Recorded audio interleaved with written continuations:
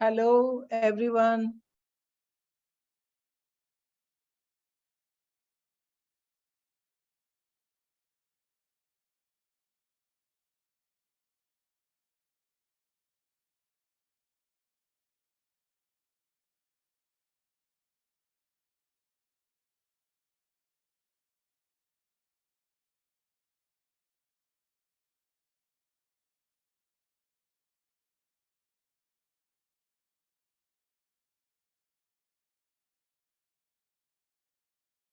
Hello, Sai Kalyan. Hello. Can you hear me? Hello, ma'am. Hello, ma'am. Yeah.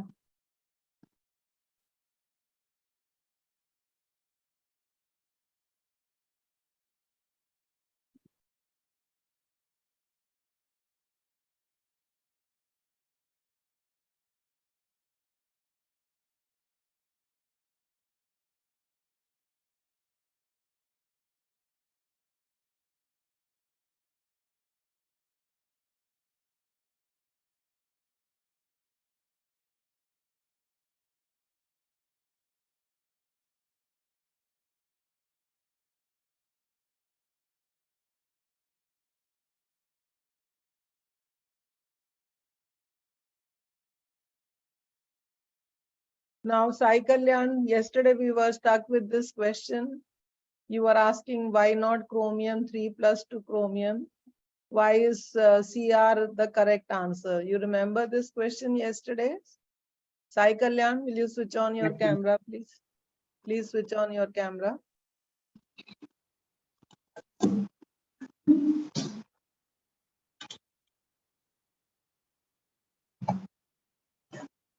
Yeah. So the answer to that is very simple. When you are talking about the reducing agent, that means the reducing agent should get oxidized, right? So here Cr3 plus is getting reduced to Cr.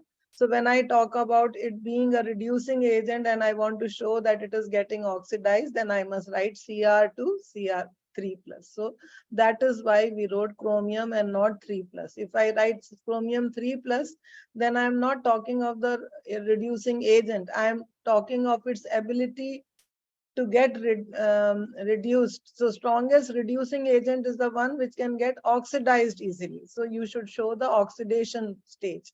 So Cr2, Cr3 plus, it is getting oxidized. So we write Cr. In case of this one, it is MnO4. You can see MnO4 manganese, the oxidation state is +5. It changes to +2. So manganese is getting reduced. And here, what is the question? Which is the strongest oxidizing agent? Strongest oxidizing agent, which is the one which gets reduced easily. So we can write it in the same format and MnO4 becomes the correct answer. So here, since it is reducing agent, we write Cr2, Cr3 plus. That's all. Okay, so that is what we were doing. Now let us continue with what we were doing yesterday.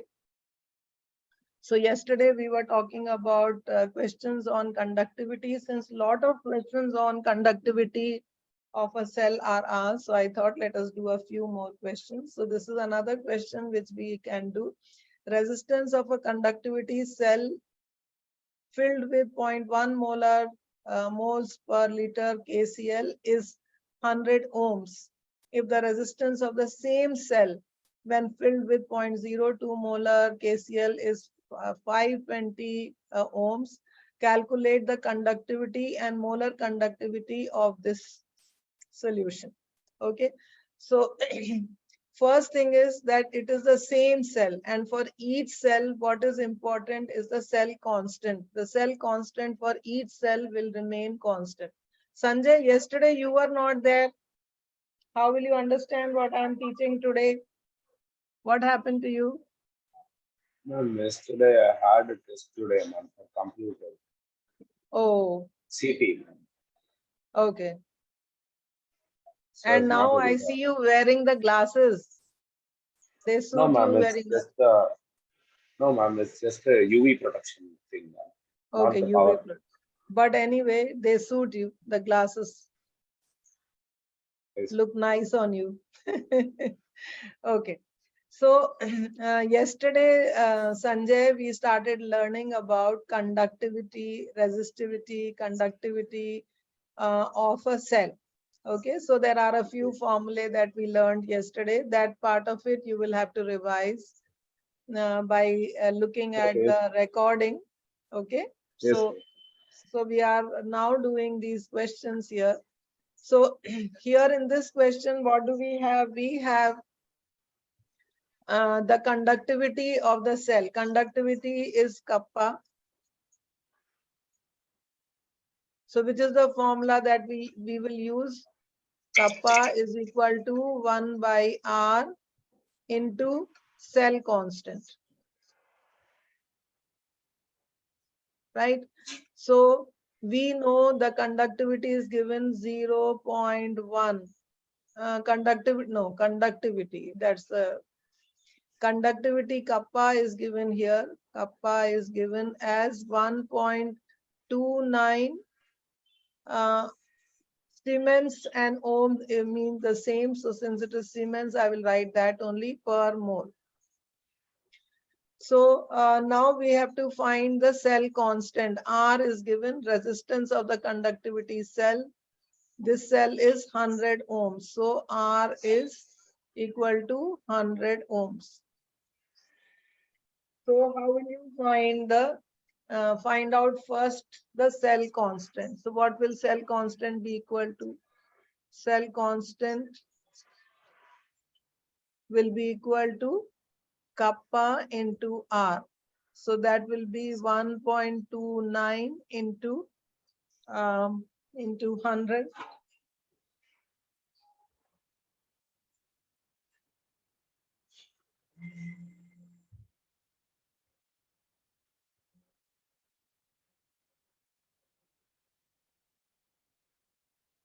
It is per 1.29 per centimeter. We should get it in centimeters. So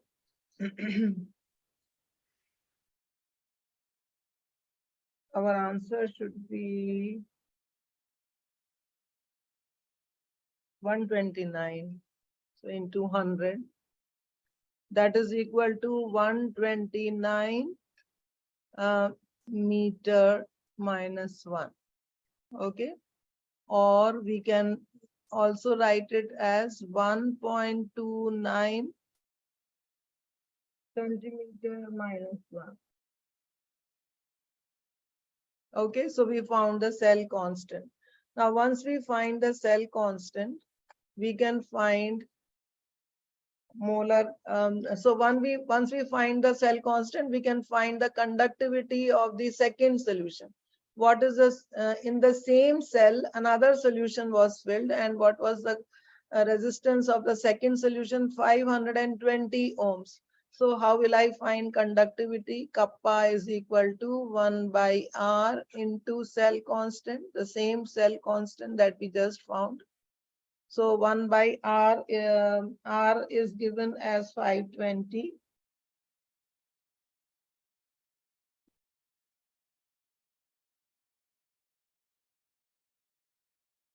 R is given as 520. So this will be 1.29 divided by 520. Okay, so you have to take it in per centimeter, moles, Siemens per centimeter square, because that is what we will use later. So the answer to that, can you tell me what will be the answer?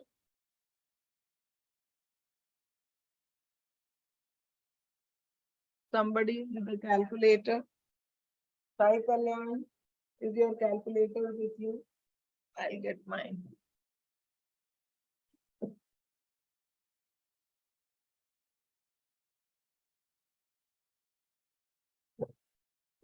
You all are smart young children. You should have your, you should do these calculations quickly. Tell me what is the answer. 1.29 by 520.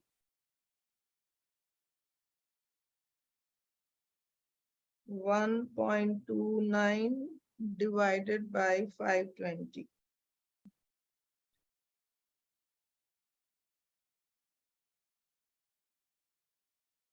So I will get 0.248 into 10 raised to minus 2.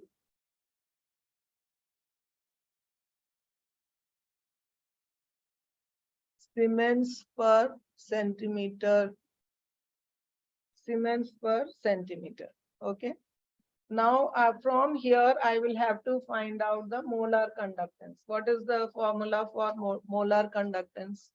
Molar conductance is equal to 1000 into kappa divided by molarity.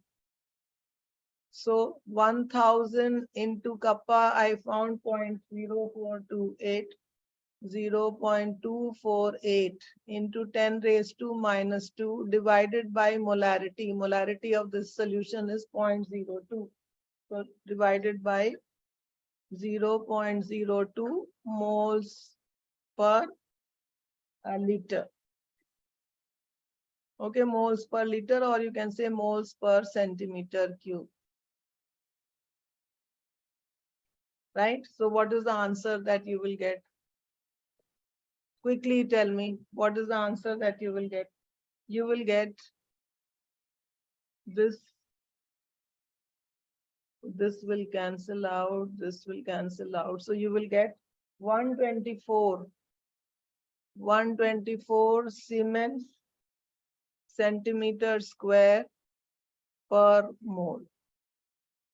Siemens centimeter square per mole, or ohm centimeter square per mole. So that is how you find the molar conductance. Did you understand, Hariharan? Did you understand? Yes, ma'am.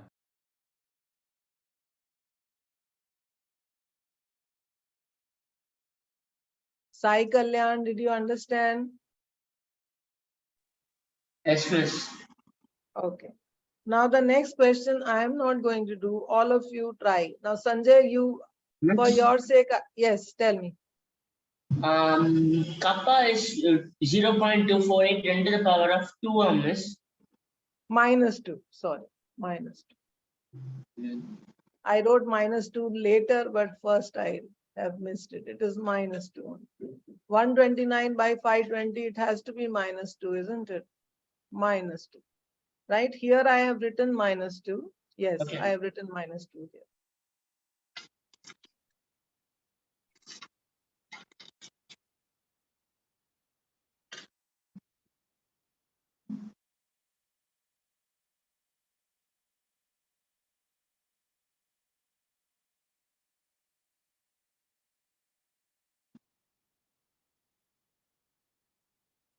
Okay, so sometimes I have shown you this example because sometimes the the direct cell constant may not be given you to you. So the first part of the question helps you to find the cell constant.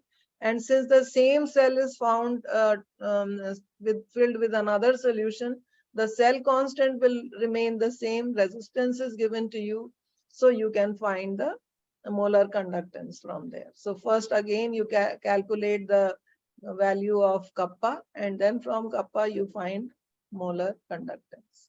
Okay, so that was. Now the next thing that we have to learn now is effect of dilution on conductance. So the next thing that we should learn is effect of dilution.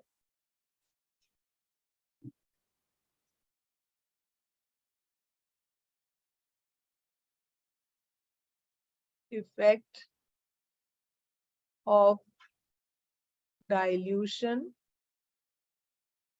on conductance.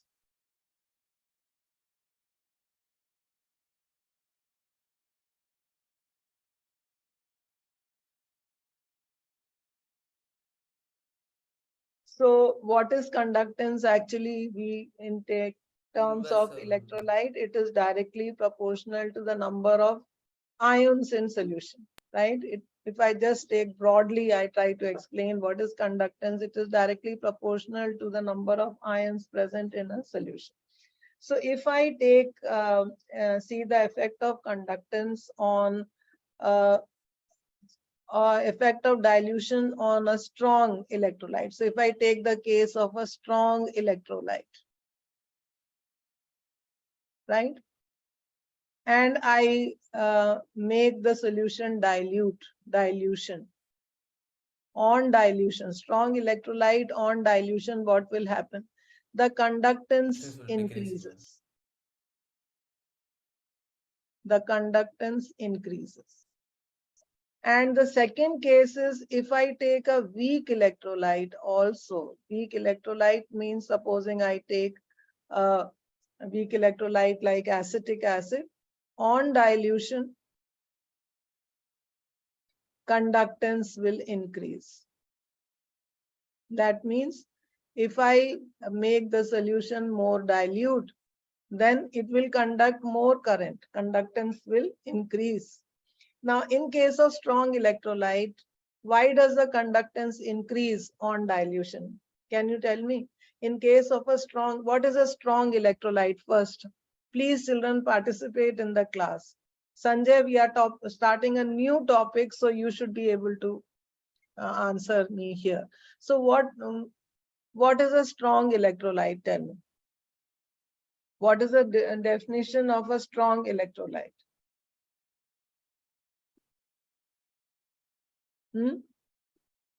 Any one of you, Hariharan, what is a strong electrolyte? Do you know what is a strong electrolyte?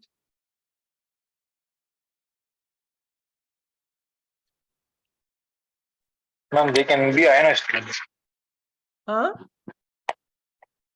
Ma'am, they can be ionized easily.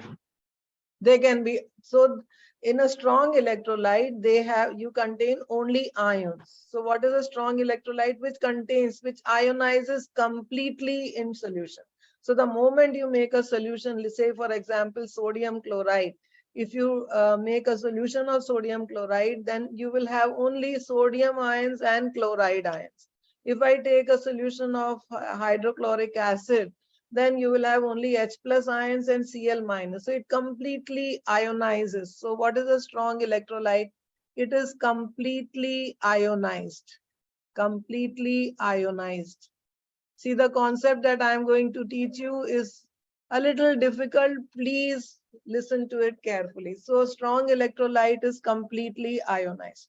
Now, if something, why does a solution strong electrolyte conduct electricity? Because it has large number of ions. It conducts very well.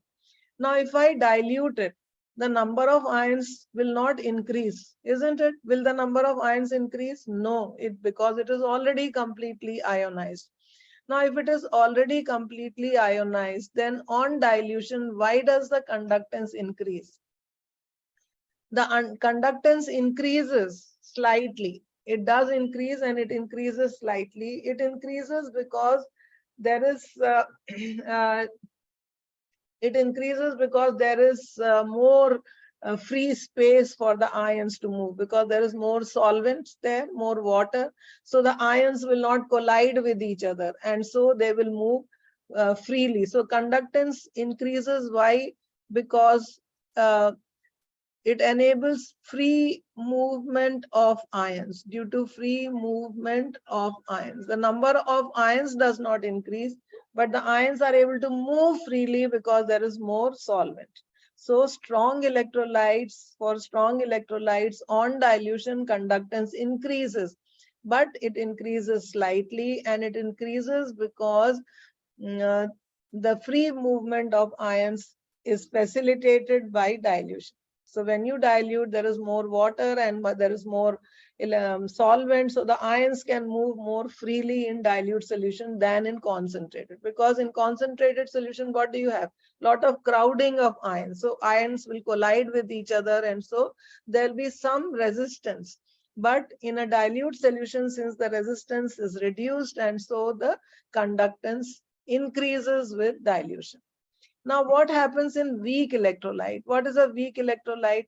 Weak electrolyte is not completely ionized, not completely ionized. But when you dilute it, or when you add, say, for example, you take acetic acid, it has some ions and some molecules. But when you add water to it, due to dilution, the ionization increases. So conductance increases. So conductance increases. Why? Due to increase in ionization. Increase in ionization. Okay. So both strong and weak electrolytes, their conductance increases with dilution. But in strong electrolytes, it increases because of uh, ability of the ions to move freely. The strong electrolyte is already completely ionized, so ionization cannot increase there. But in weak electrolytes, on dilution, conductance increases because the ionization increases. When with dilution, the ionization increases. You must have learned this in case of in 11th standard, the effect of dilution on weak electrolytes. So in weak electrolytes, when you make the solution dilute, the ionization increases. So weak electrolytes are more ionized in dilute solutions. So that is why their conductance increases. Now these both these cases we can see in form of a graph. So let us take case 1. Case 1 is of strong electrolytes. So you can understand this better if you draw a graph. Okay. So if I draw a graph between, now we have to, we take a graph like this, right? And on the x-axis, we show concentration, and not concentration, but square root of concentration. Concentration, square root of concentration, right? If I take why we take a square root is simply because I want to get a straight line. So if I take a square root, I get a better graph. So we take, and on the y-axis, I take molar conductance. Molar conductance. Instead of conductance, I am taking molar conductance. Okay. Now let us see what will happen when, so here there is increase in concentration. So you can imagine here the concentration is 0 and here the concentration is slowly increasing, and on the y-axis the molar conductance is increasing. So if I take a strong electrolyte, so say at the concentration of the electrolyte, initial concentration, say, was here, right? And slowly dilution means I'm decreasing the concentration. So what will happen? At this concentration here, the molar conductance was this. And when I decreased, the molar conductance became slightly. Okay, so not much change. The molar conductance slightly increased. So I will show the graph like this. So what does this graph show?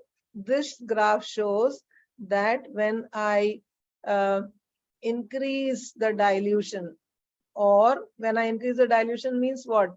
Decrease the concentration. The conductance is increasing. Okay, and this is the case of strong electrolytes. Now this, supposing the slope of this is a straight line, and if I take it backwards, slowly, right? If I take it backwards, let me just show this a little down here. This is molar conductance. And if I take it downwards, the place where it reaches this y-axis, where it intercepts the y-axis, what will that be? That will be molar conductance at which dilution? Where the dilution is almost 0. So you can never have, I mean, where the concentration is almost zero. So instead of saying concentration being zero, concentration zero, we can never say, we can always say infinite dilution. So molar conductance will be at lambda. We show this infinity sign, lambda m at infinity. Lambda m at infinity means molar conductance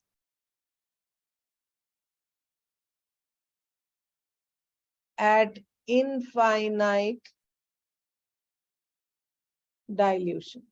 Molar conductance at infinite dilution. Now you all know how to write an equation for this graph. Supposing the slope of this graph is small b. How will I write the equation for this graph?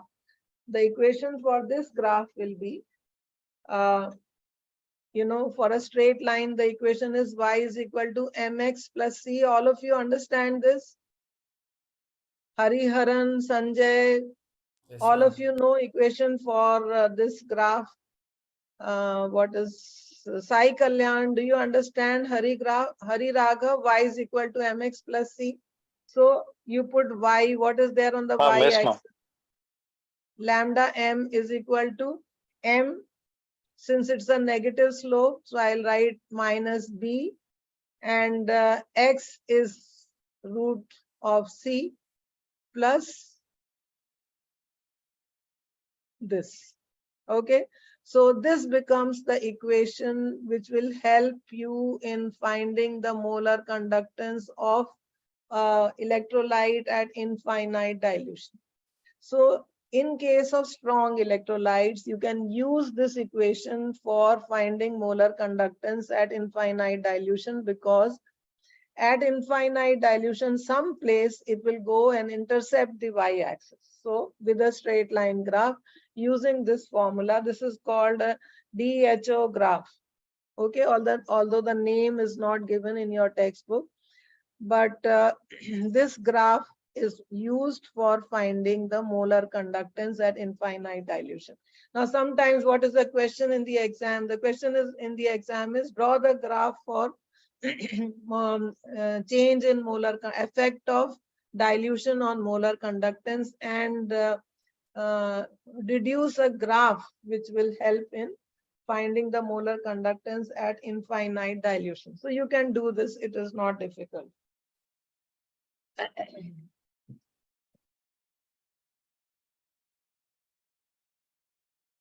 Just 1 minute, children. I have to get my charger for the laptop.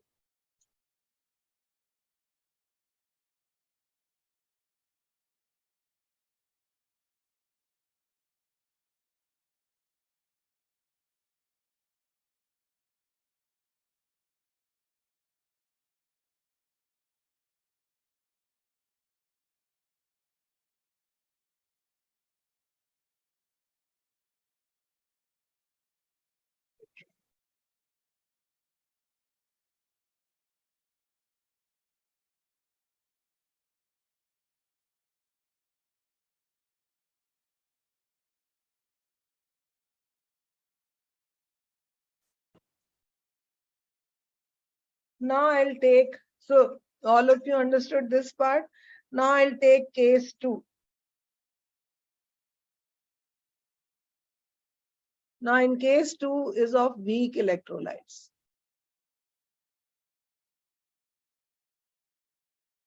Now if it is a weak electrolyte, then what will I do? Again, the same graph.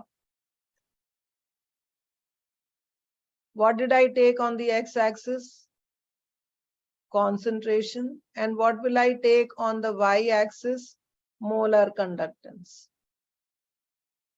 Now for a weak electrolyte, what happens when I make the solution dilute? What happens slowly as I make it?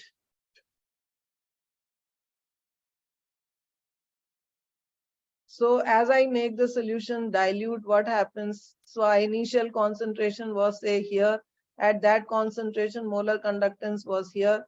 But as I make the solution dilute, slowly the molar conductance rises, and it rises very rapidly. So when it rises rapidly, what happens? The graph becomes like this. Right? Now for this graph, it is not a straight line graph. I cannot use the same equation. So I cannot find for a weak electrolytes, the molar conductance increases rapidly with dilution. So for weak electrolytes, what is the observation? Molar conductance increases rapidly with dilution. Okay, molar conductance increases rapidly with dilution. So for weak electrolytes, we cannot find out the molar conductance at infinite dilution. It is not possible to determine molar conductance at infinite dilution using a graph, because the graph becomes parallel to the x-axis. So this is a graph for molar conductance at infinite dilution for weak electrolytes, and the other one was molar conductance for change in molar conductance for strong electrolytes. So for weak electrolytes, this graph does not help me to determine the molar conductance at infinite dilution. Did you understand the two graphs? So one is the graph for strong electrolytes, the other is for weak electrolytes. Now, if you cannot find out molar conductance at infinite dilution for weak electrolytes by this method, then what is the method?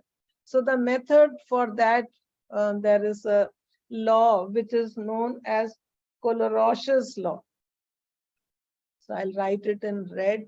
So Coloros's was a scientist who came up with a law which helps in finding molar conductance of different electrolytes. So Coloros's law. Coloros's law. I will give you the correct spelling. I always find it difficult to remember the spelling. O-H. K-O-H. Co.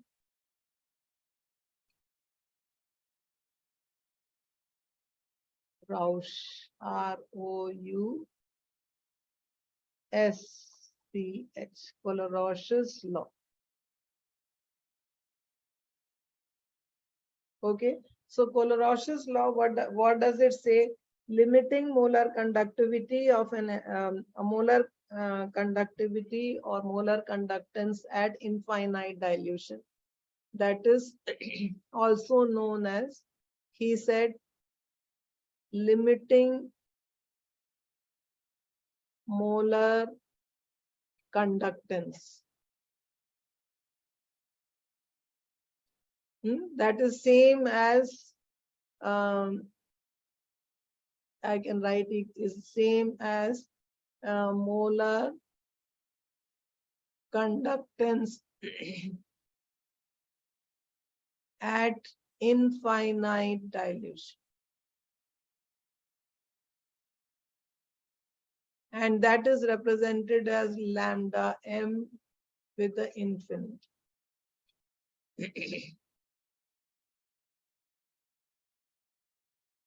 Okay, so what did he say? He said that molar conductance at infinite dilution can be represented as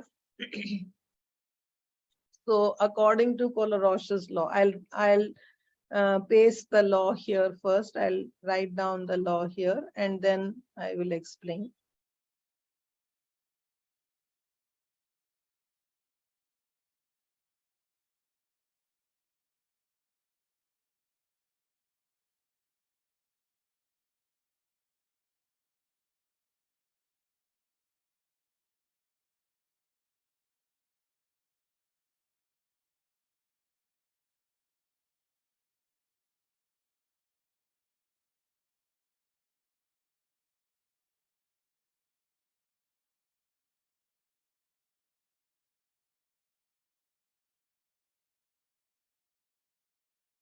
So Coloros's law of independent migration of ions And the law states that limiting molar conductivity of an electrolyte can be represented as a sum of individual contributions of anion and cation of the electrolyte. So what did he mean to say? That molar conductance at infinite dilution, that means lambda m infinity for say NaCl is equal to lambda m infinity of Na plus ions plus lambda m infinity of Cl minus ions. So the individual ions. So what does the molar conductance of electrolyte equal to? Molar conductance of electrolyte is the sum of the molar conductance of individual ions, anion and cation. Cation and anion. Supposing it is NaCl, it is like this. Supposing it is molar conductance at infinite dilution for Na2SO4, right? What will it be equal to? It will be equal to molar conductance at infinite dilution of Na plus ions, and it will be 2 into, because how many sodium ions? 2 sodium ions, plus molar conductance at infinite dilution of sulfate ions, SO4 2 minus. What is the molar conductance at infinite dilution for say Al2SO4 thrice, right? It will be equal to molar conductance of 2Al3 plus ions plus molar conductance of 3SO4 2 minus ions. I am not writing this molar conductance sign again and again. So this is how you can find out the molar conductance of an electrolyte.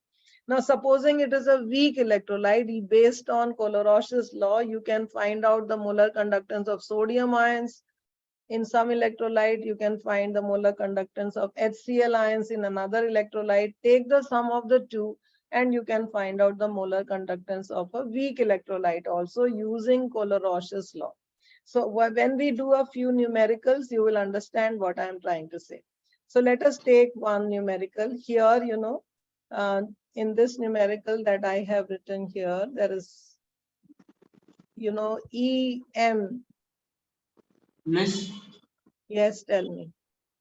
Miss, how can we find the given two molar conductivities, out of which what is for the anion, what is for the cation? How can Yes, we find? yes, right. I will show you that.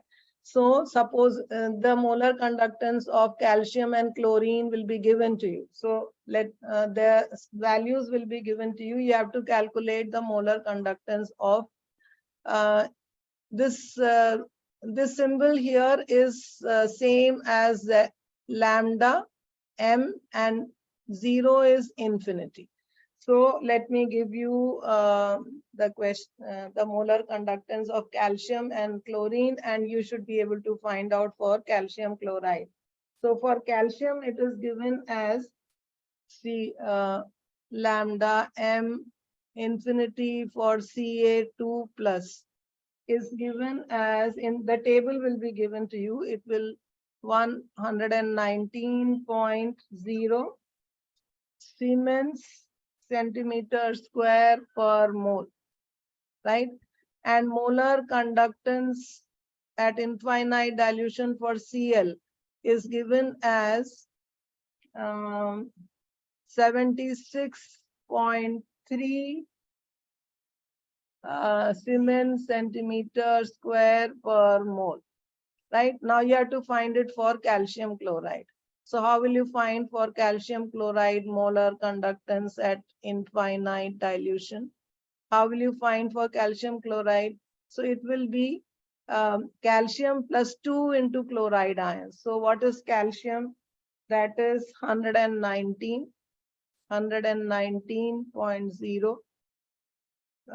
plus 2 into 76.3, right?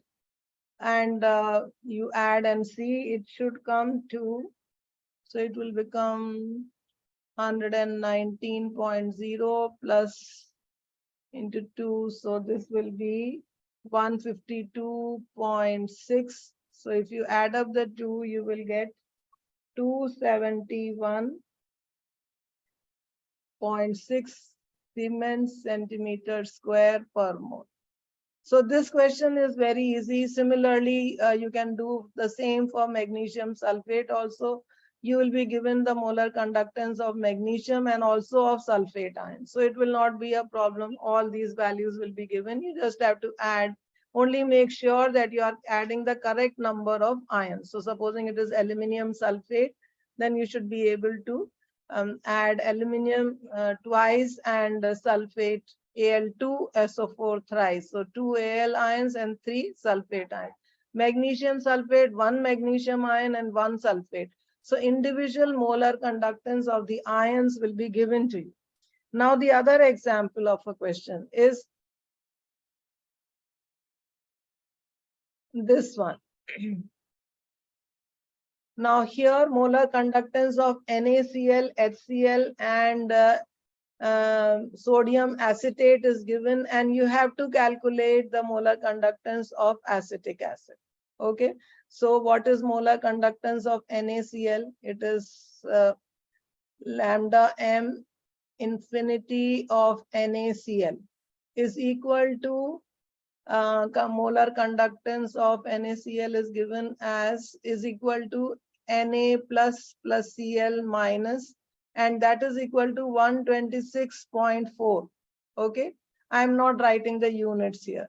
And molar conductance of HCl, right, is given is actually H plus Cl minus, that is equal to 425.9, right? And molar conductance of sodium acetate, CH3COO-Na, that is equal to molar conductance of CH3COO minus plus Na plus, and that is equal to 91.0. Okay, and what do we have to find? We have to find CH3COOH. Using all this, we have to find CH3COOH. So if I add or subtract, I should be able to do that. So what will I do? I will take CH3 molar conductance of CH3COO-Na. So CH3COO minus plus Na plus. And I will also take, because I need H, so I will add here plus H plus Cl minus. And I will subtract NaCl minus Na plus Cl minus, right? So if I do that, what will happen? I can get the molar conductance of acetic acid, because Na plus and Cl minus will cancel out with Na plus and Cl minus.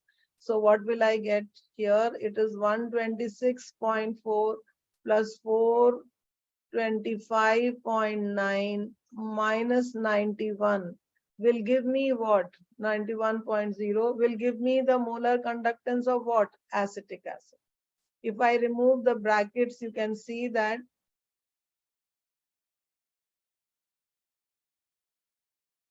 right?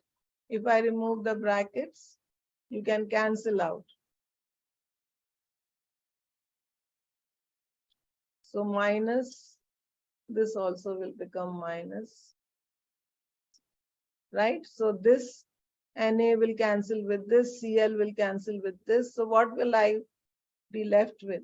Acetic acid and H plus. So you will be able to get the molar conductance. So sometimes you may have to use this. If you remember in class 11, you must have done Hess's law. You remember the Hess's law.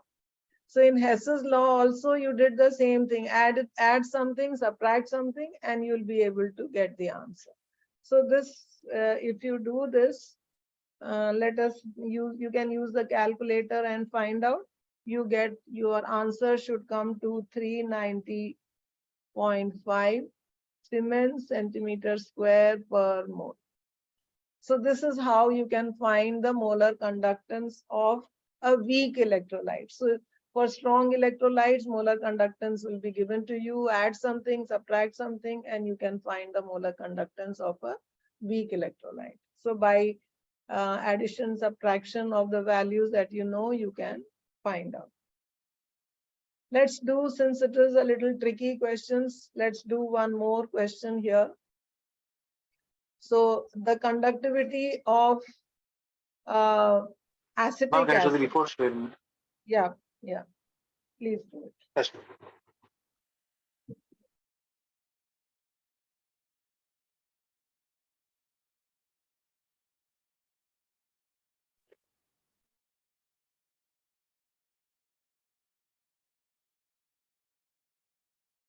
Yes.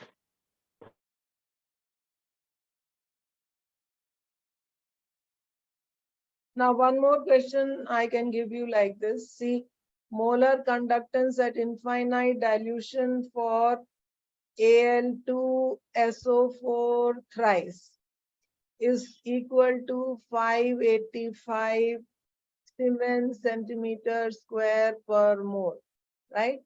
And molar conductance at infinite dilution for SO4 2 minus ions is equal to 25 Siemens centimeter square per mole, right? So you have to find the molar conductance of aluminium ions. So find molar conductance at infinite dilution for Al3 plus ions. Okay, use your algebra and do it. That's no problem.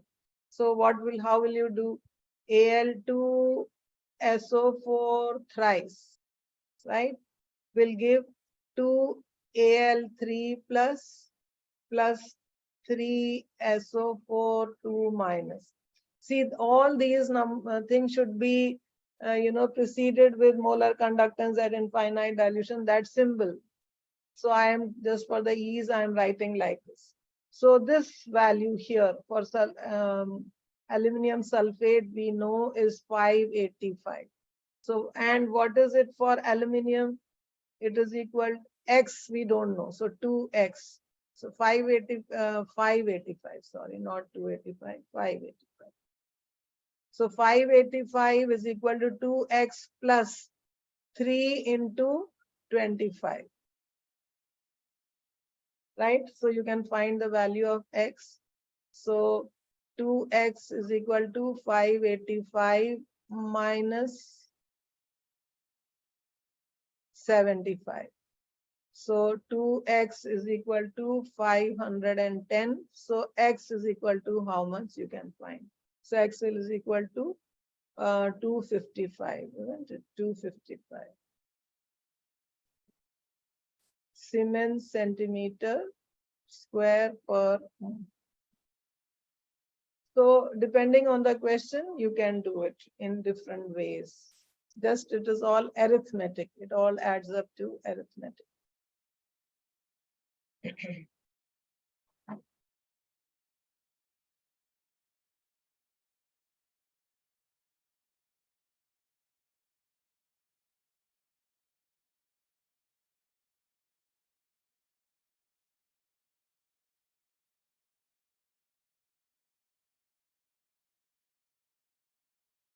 One more question we'll do. Before doing that question, I must tell you that there is another thing which you should understand. Molar conductance at infinite dilution means what? It means it is completely ionized. It is the assumption we make is that your weak electrolyte at infinite dilution is completely ionized. Only ions are there and no molecules. And molar conductance at some other concentration, it may not be completely ionized. So I can find, using this, I can find degree of dissociation. So degree of dissociation. What is degree of dissociation? Degree of dissociation is equal to molar conductance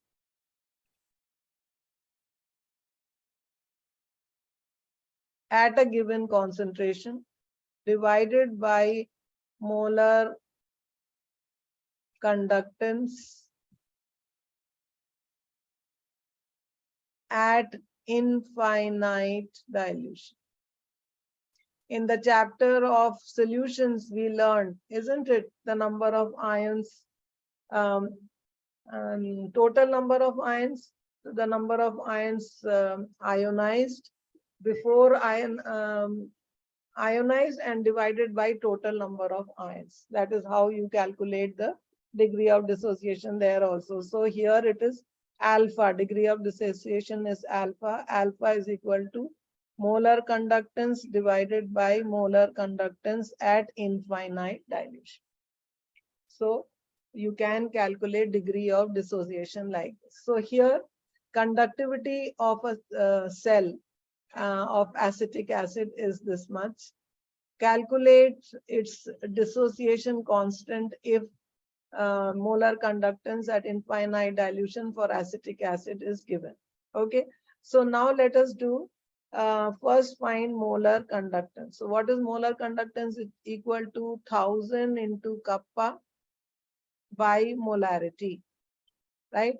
So it is equal to 1000. Kappa is given, conductivity into 0.001028 divided by molarity. No, conductivity of, oh, this is the concentration, sorry. 1000, it is 4.95 into 10 raised to minus 5 divided by 0.001028. Okay, moles per liter. Okay, so what will you get here? The answer that you get for molar conductance, this is 10 raised to minus 5. So, and this is also 1, 2, 3, 4, 5, 6. So it will be also. So what will be the answer? Somebody please calculate and help me.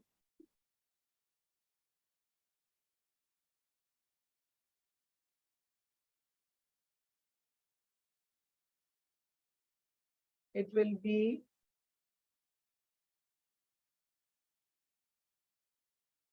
48.15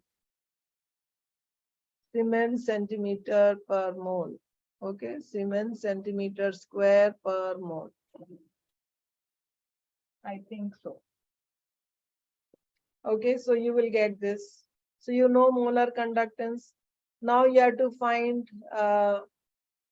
degree of its dissociation constant. So for that, you have to first find out the degree of dissociation. What is the degree of dissociation? Alpha.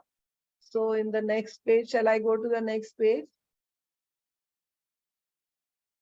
Did you understand how we found the molar conductance? All the values are given there, right? Using that.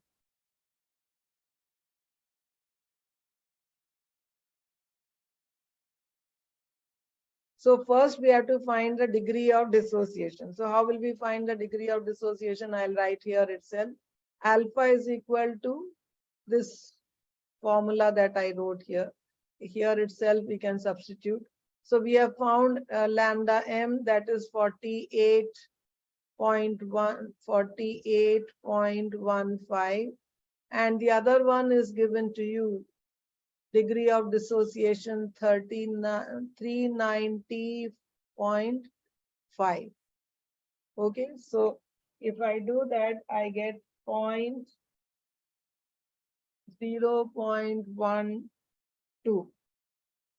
Okay, 0.12. So 12% only is dissociated. Okay, in acetic acid, how much acetic acid is dissociated? Only 12%. Okay, so we have found the degree of dissociation 0.12. Now you will have to go back. Now this is what CBSE does. You need to understand your chapter on chemical equilibrium very well from last year. Do you all understand ionic equilibrium and chemical equilibrium from last year? Hariharan, do you remember? How do we calculate dissociation constant from last year? No, ma'am. Sai Kalyan, do you understand? Sai Kalyan, please switch on your camera and tell me, do you understand degree of dissociation from last year? Dissociation constant that you learned for dilute solutions. No, Do you miss. remember? Huh? No? I will remember the remind you. formula. I remember the formula. My teacher told me just yesterday, miss, but I don't remember from last year. Okay, tell me what is the formula then. The concentration into the square of degree of dissociation by 1 minus degree of dissociation. Yes. So K is equal to. So why did your teacher tell you yesterday? In what context? They were teaching the lesson, miss. Same. Yes, miss. So you are Today, learning electrochemistry in school also? yes, miss. Yesterday only finished, miss. Today we started chemical kinetics. Oh, you finished. So you have done all the cells and electrolysis and everything. Yes, miss. Oh, The good. batteries, fuel cells, those topics at all, miss told us to take seminar. Take seminar. Oh. Good. I will also ask you all to take seminar. I will teach, no problem. The batteries is the interesting part. So the formula she told you, so I will explain to you how you arrive at that formula. So the formula, see if it is a weak acid. So acetic acid, CH3COOH, right? It ionizes and gives you what? CH3COO minus and H plus. You draw this symbol to show that it is not completely ionized. So say initially the concentration of the electrolyte was 1. Okay. Initially the concentration of the electrolyte was 1. Then alpha out of it. So at that point, what will be the initially? I mean, when it is not ionized, this is 0 and this is 0. Then a part of acetic acid is ionized, not completely ionized. So part of it. So what is a part of it which is ionized? Alpha is ionized. So how much, if alpha is ionized, what is the concentration here? It will be alpha and this will be alpha. Now, if the concentration is C instead of 1, so this will be C and 1 C into 1 minus alpha. This will be C alpha. This will be C alpha. How do you write dissociation constant for this Kc for the acid? Concentration at equilibrium. The concentration of this is at equilibrium. So the concentration of the products divided by the concentration of the reactant. So what is the concentration of the products? C alpha into C alpha divided by C into 1 minus alpha. Okay, this is the concentration. So what will that be equal to? Kc will be equal to C square alpha square upon C into 1 minus alpha. So 1C will cancel out. So that is how you get C alpha square upon 1 minus alpha. Right? Now, if the solution is extremely, if the electrolyte is very weak, that means the degree of dissociation of the electrolyte will be very small. That means alpha is very small. If alpha is very small in comparison to 1, we can ignore it in the denominator. If you ignore it in the denominator, it becomes easier to do the calculation. So you can find out Kc by just multiplying C and alpha square. So dissociation constant. Now we have already calculated alpha square. So if you have already calculated alpha, you can use this formula to find out the dissociation constant. Okay, this formula can be used to find out the dissociation constant. So for this reaction only, this particular question, what will be the dissociation constant? It will be concentration is given. So this will be equal to 0.001028 into alpha, which is 0.12 the whole square divided by 1 minus 0.12. So that will give you the answer. Okay, so you can find the degree of dissociation also by this method. Degree of dissociation can be figured out by this method. So that is about, that is all that you need to learn about the first part of your, the whole thing, the first part. So electron, that is galvanic cell, how to find out the reduction potentials, how to find the reduction potential using hydrogen electrodes, then how to use the reduction potential to find the EMF of the cell, knowing the EMF of the cell, how to find out delta G of a cell, and knowing if the cell is in equilibrium, how to find the Kc of the of a given cell. If a Kc of a cell is given, how to find E naught of the cell. Then if the cell is not a standard cell, how to find out the using the Nernst equation, how to find the EMF of the cell, all those things. And then of course the whole thing about conductance. Now I will just summarize the whole conductance topic to you. So in conductance, about effect of dilution, just first we should understand what is the effect of dilution on molar conductance. Okay, molar conductance, how will you remember? If you remember the formula for molar conductance, you can find out lambda is equal to 1000 into kappa by molarity, right? So molarity is concentration. So if I dilute the solution, means I increase the volume, then the molarity will decrease. And if the molarity will decrease, what will happen? Molar conductance will increase. You can see it is inversely proportional. So molar conductance increases with dilution. So what happens to molar conductance? Increases with dilution. Okay, these are questions which are asked in assertion and reasoning. If it is specific conductance, what will happen for specific conductance? What is specific conductance? Specific conductance is the conductance of all the ions present in 1 ml of a solution.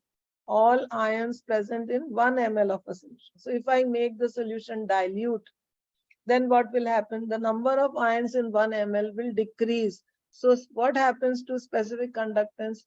It decreases with dilution. This is the only one which decreases with dilution. Okay, so molar conductance increases with dilution, but specific conductance decreases with dilution. This is important to remember. Then the third thing is you have to remember those formulae. That is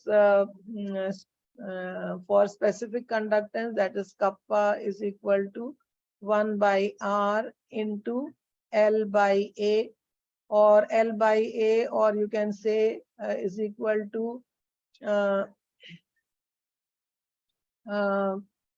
kappa is equal to 1 by R into cell constant.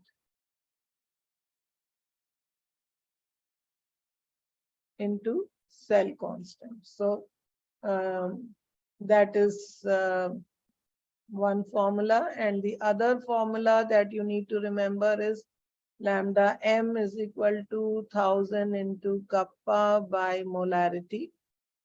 This kappa value should be in ohms. Kappa should be in ohm -1 and centimeter -1.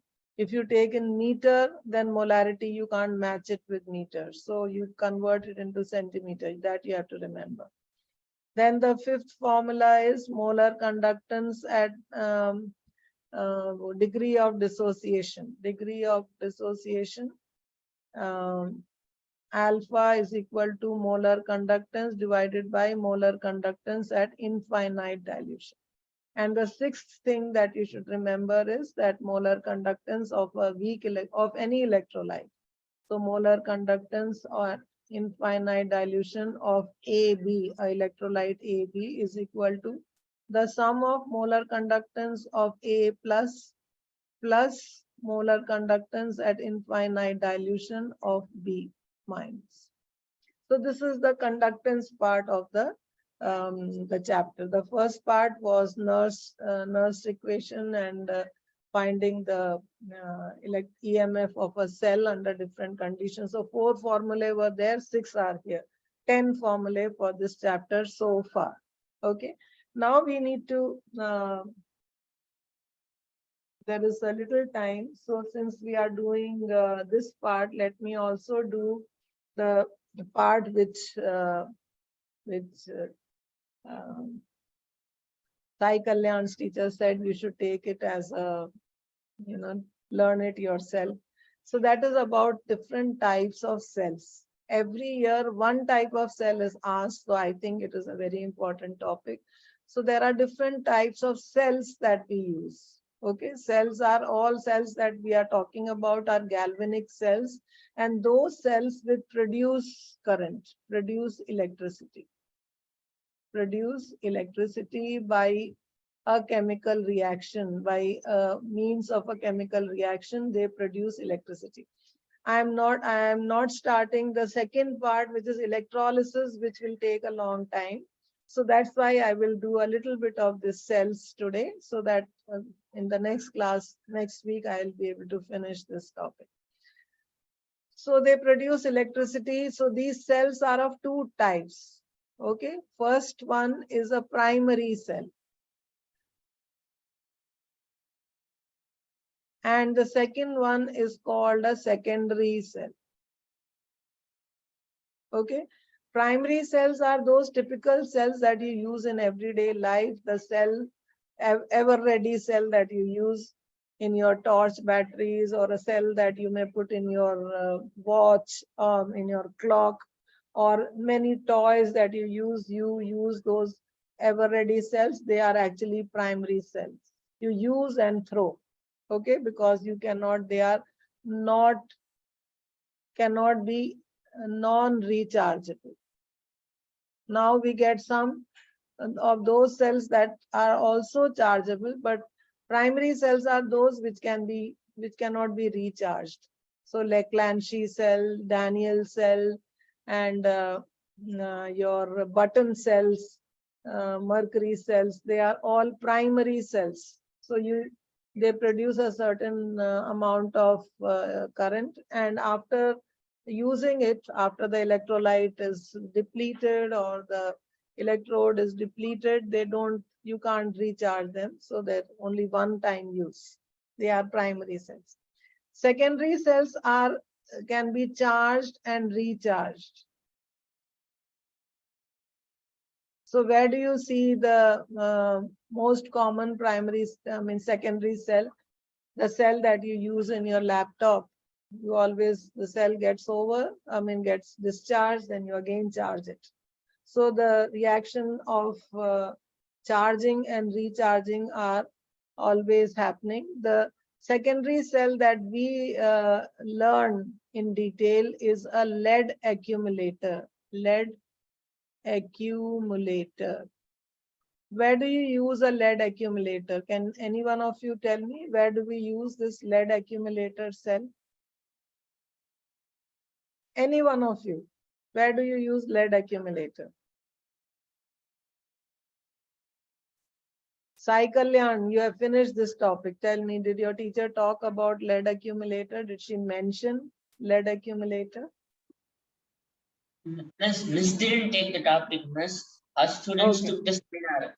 One group talked about batteries, another group talked about fuel cells. Only 2 groups finished for now. So did the group which talk about batteries, did they talk about lead accumulator? What, miss? This lead accumulator, did anyone talk about lead accumulator? No, miss. Not yet. No.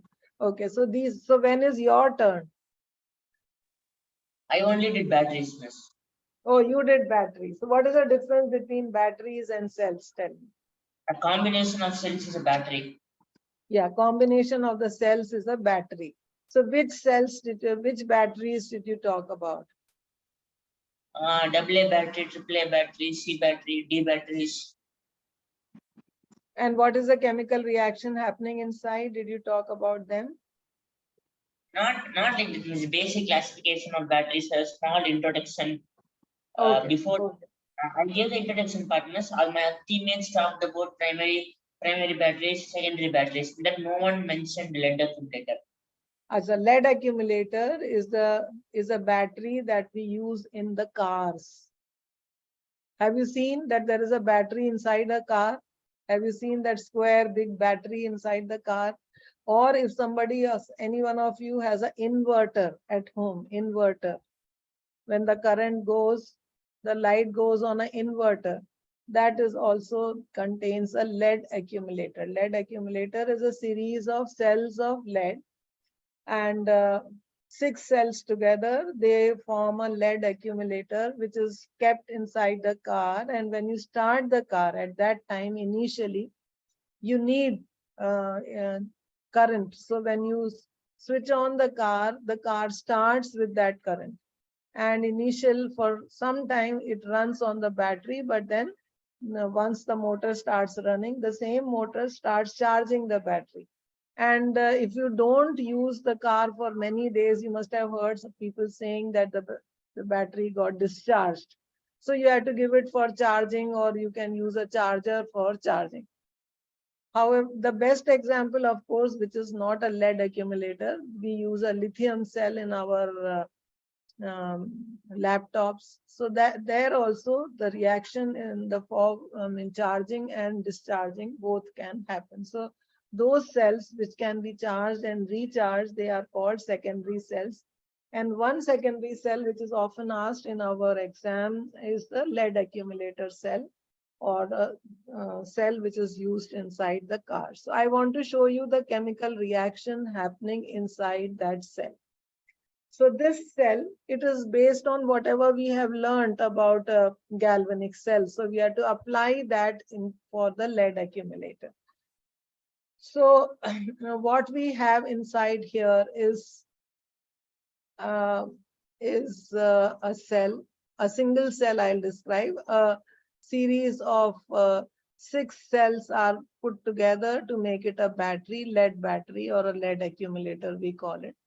So here we have, each small cell is divided into 2 compartments, but the electrolyte in both the compartments is the same, and these are the electrolyte here is 38%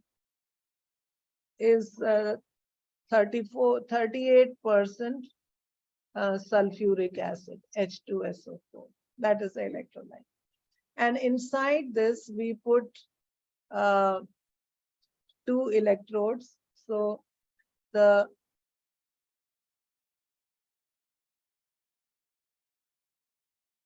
this is one, and this is the other one.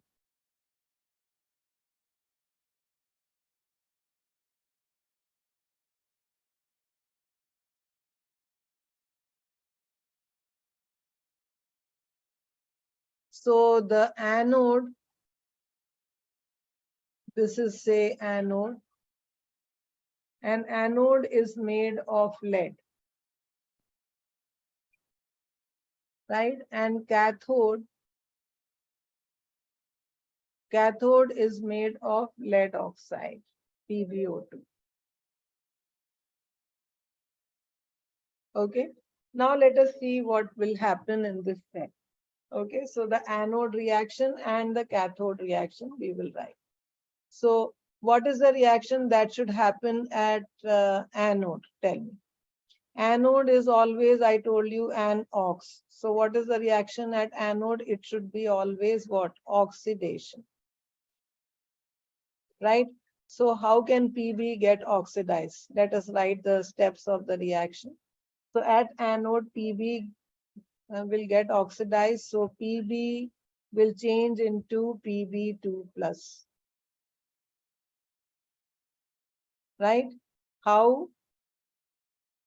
By losing 2 electrons.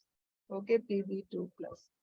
And the electrolyte is sulfate. So you know that lead sulfate is insoluble. So lead Pb2 plus will combine with SO4 2 minus to give you PbSO4. So how will we write the complete reaction at anode? We can write at anode, the reaction can be, see this Pb and this Pb will get cancelled. So we can write Pb plus SO4 2 minus can give you PbSO4 plus 2E minus. This is the reaction where? At the anode. So this is the anode reaction. Now I will write the cathode reaction. What will happen at cathode?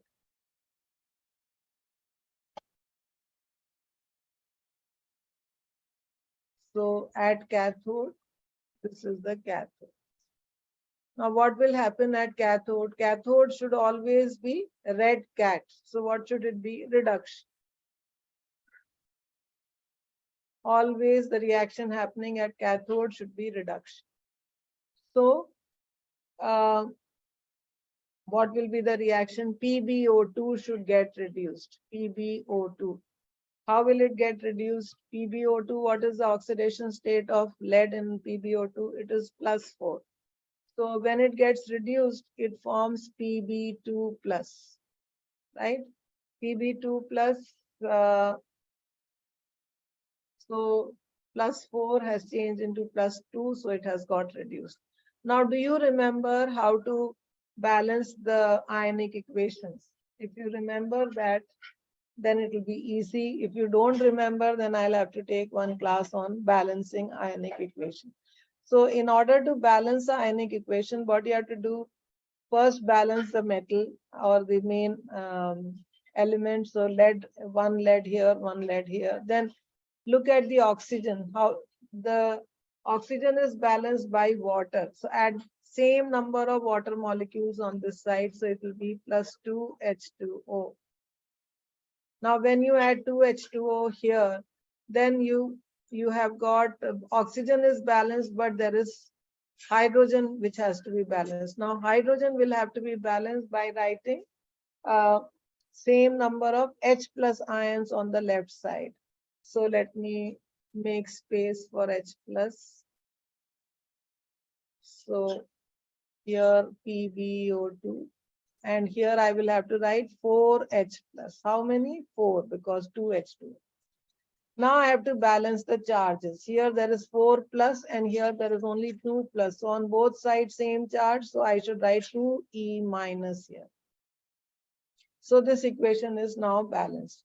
Now it is the same electrolyte sulfate ions will react. Pb2 plus will react with SO4 2 minus and I will get PbSO4. So how will I write the reaction? Pb2 plus and 2 plus will get cancelled. So what will be the balanced equation here? On the cathode, what will be happening? So it will be PbO2 plus 4H plus 2E minus will give me PbSO4 plus 2H2O. PbSO4 plus 2H2. Now these two equations, one is the reduction half, the other is oxidation half. Just like I did in anode and cathode in a simple cell. In the simple cell, I had zinc on the anode and copper at the cathode. The reactions were very simple because zinc was giving electrons, copper was accepting. Here, lead is giving electrons and PbO2 is accepting. So PbO2 is also changing into lead sulfate, and lead is also changing into lead sulfate, but one by oxidation reaction, the other by a reduction reaction. Okay, so the electrons generated at anode are being used up at the cathode, and so the electricity is generated. If you look at the reaction, the reduction potential of this reaction and this reaction, and try to find the difference in reduction potential, it will come to about 2 volts.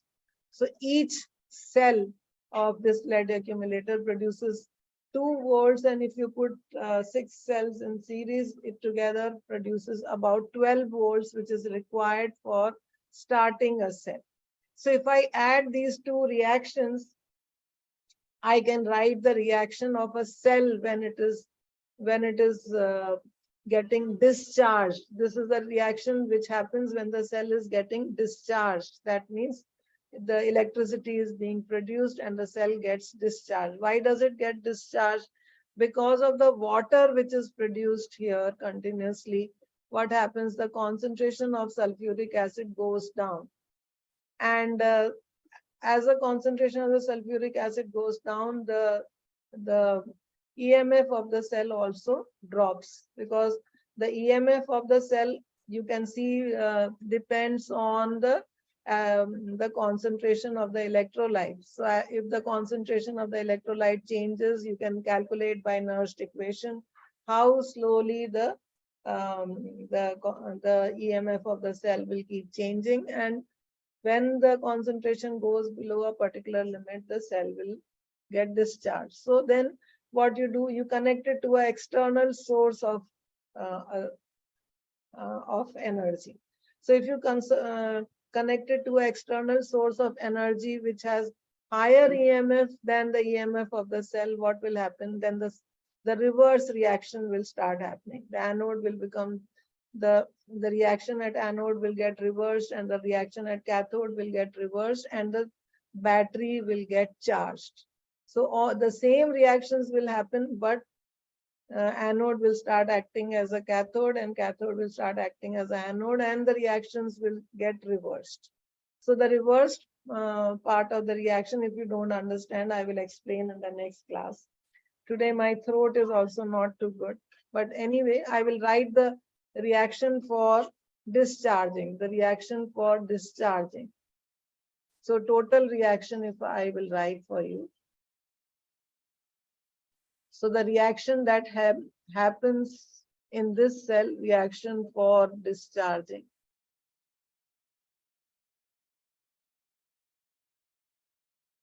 It will, you can combine the two reactions. So Pb plus SO4 2 minus will give PbSO4 plus 2E minus, and the second one is PbO2 plus SO4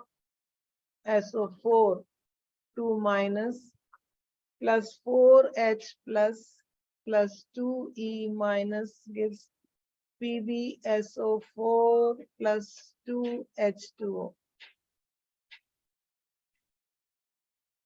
Right? So you join them together, Pb plus PbO2 plus 4H plus this E and E will get cancelled. You will get 2 PbSO4 plus 2H2. Right? And when you are charging, the reverse reaction takes place. That is PbSO4 plus 2H2O will give Pb plus PbO2 plus 4H plus. So when you discharge H plus ion, again concentration increases because the reaction becomes reversible. The discharging, on discharging, the reaction is reversed, and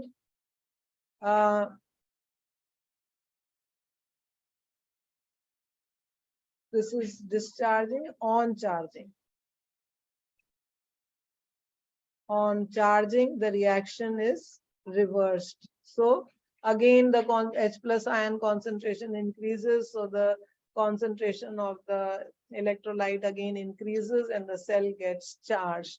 So the same reaction in this case can also be reversed, provided the external potential that you apply or the external EMF of the cell that you connect to this should have a higher potential than the potential of the cell inside. And so this becomes a secondary cell. Why? Because it can be charged after it gets discharged, because the reaction is a reversible reaction. So you can show this for lead accumulator. So every year they ask one of the two cells, either lead accumulator or fuel cells. In each cell, when you describe whether it is a mercury cell generally they ask what are the uses of mercury cell. So mercury cell is used in watches, those small button cells. So what is the electrolyte? What is the cathode? What is the anode? Then what is this AA, AAA? What is the difference between them? And what is the electrode? What is the anode? What is the cathode? What is the reaction? All those things we need to learn. So I will tell you briefly about all these different types of cells, and we can revise it continue in the next class. And then the main big topic which remains is electrolysis. So we'll talk about electrolysis also. So that's about it today. Sai Kalyan, you did not switch on the camera. What happened? So tell me, Sai Kalyan, could your teacher finish electrolysis in a single class? No, miss. She would have taken probably 3 classes, 3 to 4 classes. Yeah, electrolysis takes a lot of time. Because We're talking about electrolysis. Electrolysis, she finished in 2 classes. Yes. So Faraday's laws, and then what is electrochemical equivalent, and doing a lot of numericals based on that. Okay. So see you next week. Bye. Thank you very much, all of you. Thank you. Thank you.